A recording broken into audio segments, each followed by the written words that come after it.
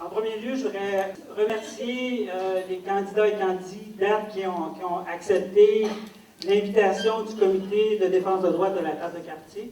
Ça fait depuis plusieurs années que la table de quartier, on organise des débats électoraux, que ce soit municipal, ou provincial, au fédéral, puis aussi au niveau scolaire. L'objectif de la rencontre, c'est de permettre aux citoyens et citoyennes de poser des questions aux candidats et candidates.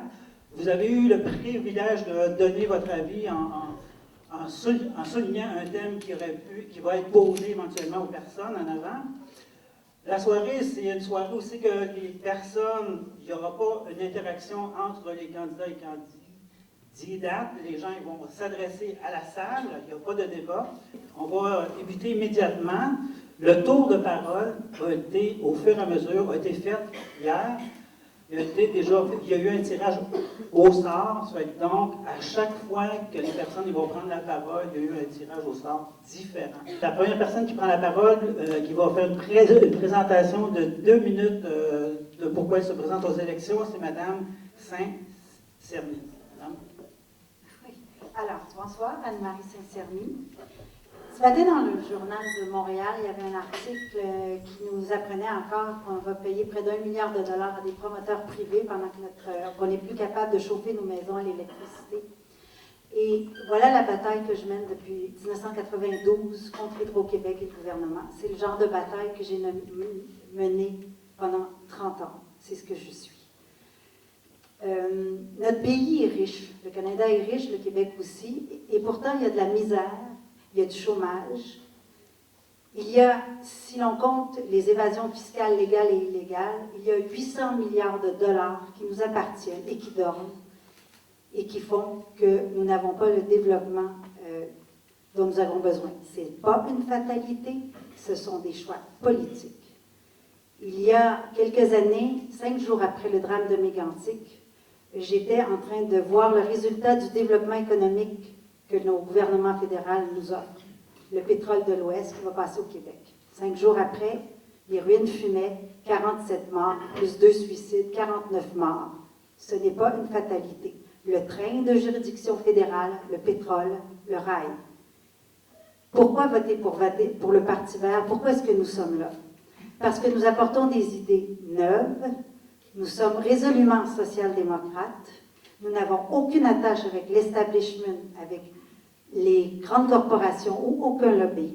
Et notre message doit passer. Nous allons avoir des candidats, nous allons avoir des députés, et il est important que nous fassions un mur face à tous ces partis qui ont été là depuis des années et qui nous ont amenés aujourd'hui à avoir ces problèmes au niveau du financement, à avoir ce développement qu'on nous offre au niveau du pétrole. Et voici pourquoi, au cours de la soirée, je vais vous présenter une autre façon de voir les choses. Merci. Merci. Madame Breton-Lafontaine, excusez. Alors bonjour, effectivement, mon nom c'est Marianne Breton-Fontaine, je suis la candidate du Parti communiste du Canada. Et avant de commencer de me présenter, j'aimerais souligner le fait qu'il y a plusieurs femmes candidates, et ça, j'aime ça. Donc, félicitations.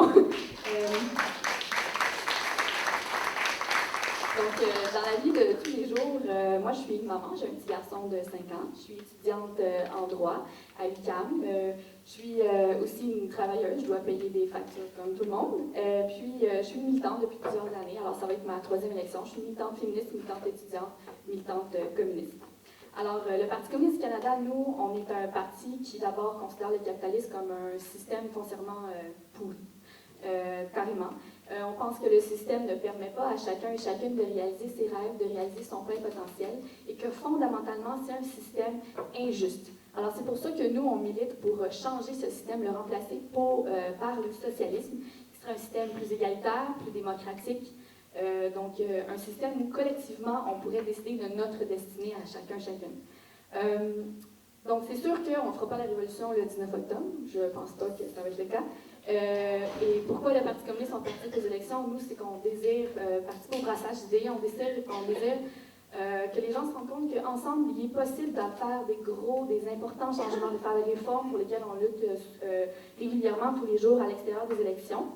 qu'il n'y a pas une main invisible du marché qui détermine notre vie, qu'on peut décider de déterminer notre propre vie.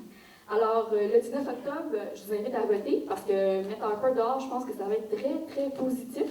Mais en même temps, je vous invite aussi à continuer à militer parce que la démocratie, c'est plus qu'un vote aux 4 ans. Je vous invite à aller dans les rues, à continuer à vous exprimer, à continuer à militer pour vos rêves.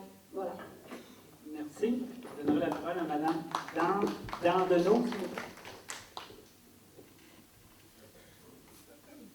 Bonjour tout le monde.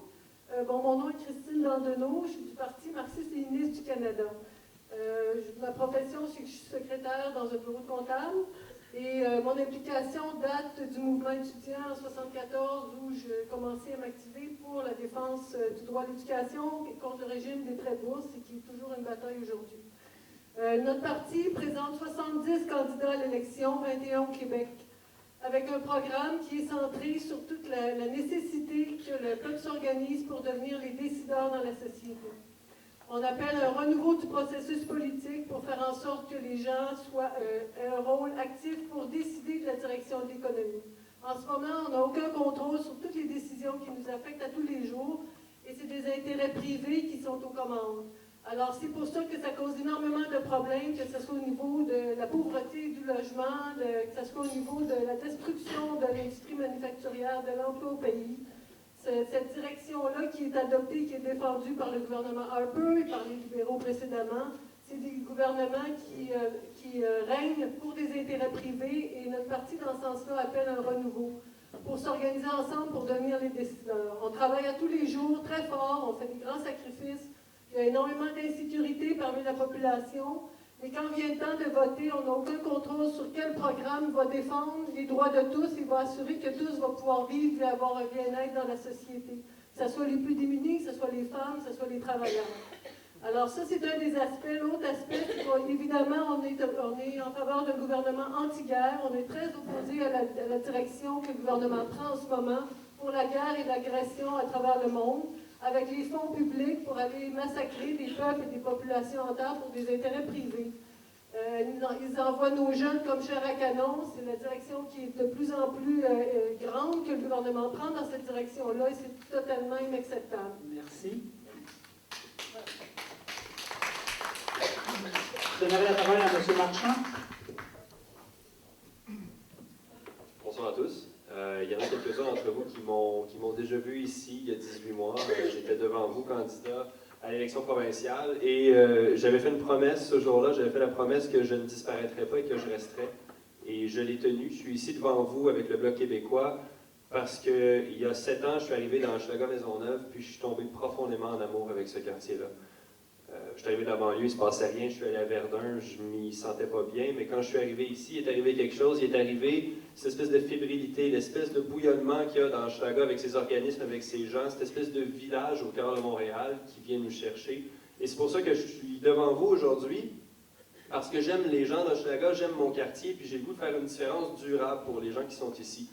Moi, j'ai travaillé dans le milieu des banques, en prévention de la fraude, maintenant je travaille pour des grandes compagnies de télécom, toujours en prévention de la fraude. C'est bien le fun tout ça, mais on ne connecte pas avec les gens pour vrai. Puis il y a quelque chose que j'ai découvert il y a 18 mois, puis que je découvre à chaque jour depuis ce temps-là, parce qu'on n'a pas arrêté de travailler, c'est que c'est seulement dans la rue, et c'est seulement avec notre implication politique qu'on se connecte pour vrai, puis qu'on touche à des enjeux qui sont vrais aussi. Si je suis devant vous, c'est parce qu'il y a des sujets et des projets qu'il faut qu'ils avancent dans Hochelaga-Maisonneuve, et là on parle de logement social. Les logements sociaux sont laissés à l'abandon, mais il nous en faut des nouveaux. Notre stratégie des partenariats de lutte à l'itinérance n'est plus généraliste, elle ne respecte plus le modèle québécois et nos organismes en souffrent ici. On a besoin d'un centre d'injection supervisé qui n'est pas encore là alors que tout le monde l'attend. Et c'est pour la sécurité de nos familles que ça nous prend ça. On veut s'occuper de nos aînés. Et il y a tout un tas de problèmes de transfert en santé, de transfert en éducation, de l'argent qu'on envoie à Ottawa qui ne nous revient pas, qui est à la place investi pour aller faire la guerre ailleurs, pour acheter des avions, acheter des bateaux, alors que les gens ici vivent avec la moisissure dans les murs et de la neige qui rentre dans le coin des fenêtres, des logements sociaux. Donc, je suis devant vous aujourd'hui pour amener une nouvelle génération, une génération plus jeune. Je représente toute une nouvelle vague de jeunes indépendantistes et j'espère que vous me ferez confiance. Je vais pouvoir travailler à nous donner un pays plus tard. Merci. Merci. Je donnerai la parole à Mme Risky. Bonsoir tout le monde, je m'appelle Marois Risky, je suis candidate libérale ici dans Hochelaga. Pourquoi Hochelaga? C'est simple pour moi, c'est où est-ce que je suis née, où est-ce que j'ai grandi, où est-ce que j'habite toujours. Hochelaga, ça représente plusieurs souvenirs pour moi en fait. Les gens me disent, pourquoi tu veux faire une application politique? Après la séparation de mes parents, moi, ma mère m'a élevé 4 enfants, dont ma grande sœur déficiente intellectuelle. Alors, trouver un appartement avec 4 enfants qui est abordable, je sais c'est quoi. Je sais aussi c'est quoi le stress de voir une mère qui n'a jamais travaillé, qui doit justement se tourner vers des organismes comme le PEC pour prendre son envol, pour retourner aux études, pour elle-même être capable de subvenir aux besoins de ses enfants. C'est pour ça que j'y crois. Je suis maintenant professeure de droit fiscal à l'université. Puis il y a une affaire, vous avez bien raison, Mme Saint-Cerny, il manque 200 milliards de dollars annuellement dans les coffres de l'État parce qu'on n'a jamais fait une vraie réforme fiscale pour s'assurer que les entreprises étrangères payent leurs revenus ici. Ce 200 milliards de dollars, pour moi, est tellement important parce que c'est ça qui va nous permettre de faire toute la différence dans la vie des gens ici localement, en transférant l'argent qui est à Ottawa vers les provinces, vers les organismes sociaux communautaires. Je crois qu'à Hochelaga, on peut aller encore plus loin en ayant un député qui est ici. Un député qui va vraiment être le porte-voix de Hochelaga à Ottawa et jamais le contraire. Alors, c'est pour ça que je suis impliquée avec le Parti libéral du Canada, parce qu'il va permettre des nominations ouvertes sous le leadership de Justin Trudeau, un jeune professeur comme moi qui veut faire la lutte contre les paradis fiscaux une priorité afin qu'on puisse améliorer notre qualité de vie au quotidien, que ce soit en mettant de l'argent en transport en commun, en mettant de l'argent davantage en logements abordables, mais aussi en s'assurant que notre environnement d'aujourd'hui va pouvoir être encore mieux en 2025 et en 2050 en protégeant notre environnement. Merci beaucoup. Merci. Madame, vous avez un souhait? Oui, bonsoir. Vous le savez, je suis députée ici depuis 4 ans et demi et le NPD m'a confié depuis des années 3 grands mandats. Donc, je suis porte-parole adjointe en infrastructure, je suis porte-parole adjointe en matière de personnes vivant en situation de handicap et je suis porte-parole pour le logement aussi. En circonscription, on a beaucoup travaillé avec les gens sur le terrain, avec les citoyens entre autres. On a eu beaucoup de dossiers d'assurance-emploi, des dossiers très variés d'immigration, on en parlait tout à l'heure, et on a aussi aidé plusieurs familles à obtenir des prestations pour personnes handicapées. C'est important aussi de tenir les gens informés puis de leur donner l'occasion de s'exprimer. Alors, on a toutes sortes de façons de donner l'opportunité aux citoyens de s'exprimer, ou de dire comment les représenter. J'ai aussi beaucoup travaillé avec les groupes sur le terrain, les groupes communautaires, pour les aider à donner un coup de main à la population pour améliorer la qualité de vie. Par exemple, obtenir du financement du fédéral pour plusieurs projets. On a aidé certains groupes dans des moments plus difficiles. Et on les a aidés en général à mener à bien leurs activités. Par exemple, juste un petit exemple comme ça, en aidant beaucoup aux magasins partage. Il y a encore des grands enjeux qui restent et il faut continuer à travailler là-dessus. Par exemple, il ne faut pas arrêter la livraison du courrier à domicile. Le logement et l'itinérance, il y a plusieurs enjeux reliés à ça.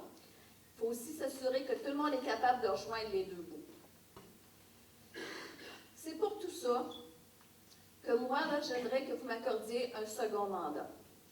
C'est pour tout ça parce que je veux continuer à travailler là-dessus. Je veux poursuivre le travail que j'ai commencé, mais je veux aussi m'assurer que les conservateurs ne reviendront pas au pouvoir. Parce qu'à mon avis, je pense que l'avis de tout le monde ici, ils ont fait déjà beaucoup trop de dommages. Le NPD peut remplacer le gouvernement et réparer ces dégâts-là. On vous propose une société plus juste et plus verte. Et moi, je veux faire partie de cette équipe-là. Je veux travailler avec vous là-dessus. Merci.